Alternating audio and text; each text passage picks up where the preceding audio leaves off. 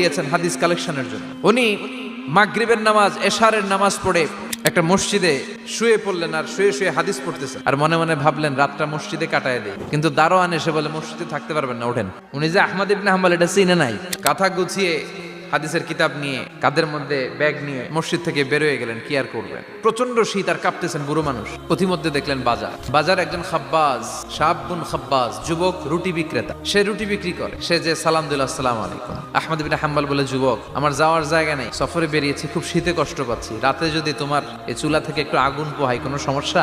যুবক বলে, না না সমস্যা না, আহলান ওয়া সাহলান, বসে আমদের আসেন আসেন, আপনি আগুন পোহাইলে আমার সমস্যা কি? আল্লাহ শুকরিয়া করে উনি বসলেন আর আগুন পোহাচ্ছেন। আর খেয়াল করলেন যুবক রুটি বানায় আর পরে আস্তাগফিরুল্লাহ, রুটির দলা বানায় পরে আস্তাগফিরুল্লাহ, খামির বানায় আর পরে আস্তাগফিরুল্লাহ, খালি এইটাই পড়তেছে। ইমাম আহমদ ইবনে হাম্বল তো অবাক, কিরে এটা আবার কেমন যুবক, খালি আস্তাগফিরুল্লাহ। উনি প্রশ্ন করলেন, যুবক ঘটনা কি? আসার পর থেকেই তোমার দেখতেছি তুমি রুটি বানাও, রুটি বিক্রি করো আর পড়ো আস্তাগফিরুল্লাহ। যুবক বলে, আস্তাগফিরুল্লাহ আমার সবচেয়ে বেশি পছন্দের আমল, আমি সব সময় আঠার মতো ইস্তেগফারের সাথে লেগে থাকি আর সব সময় পড়তে থাকি আস্তাগফিরুল্লাহ, আর এর বদৌলতে আল্লাহ আমারে মুস্তাজাবুদ দাওয়া বানিয়ে দিয়েছে। আহমদ ইবনে হাম্বল তো অবাক, তুমি মুস্তাজাবুদ দাওয়া, রুটিওয়ালা, আমি এত বছর হাদিস পড়াই, আমিও তো মুস্তাজাবুদ দাওয়া না, তুমি দোয়া করলেই সব কবুল হয়ে যায়? যুবক বলে, না আনা মুস্তাজাবুদ দাওয়া, আমি আমার জীবনে যত দোয়া করেছি কবুল করে নিয়েছে কে? সব দোয়া কবুল করে নিয়েছে আল্লাহ, একটা দোয়া ছাড়া। কি সেই দোয়া?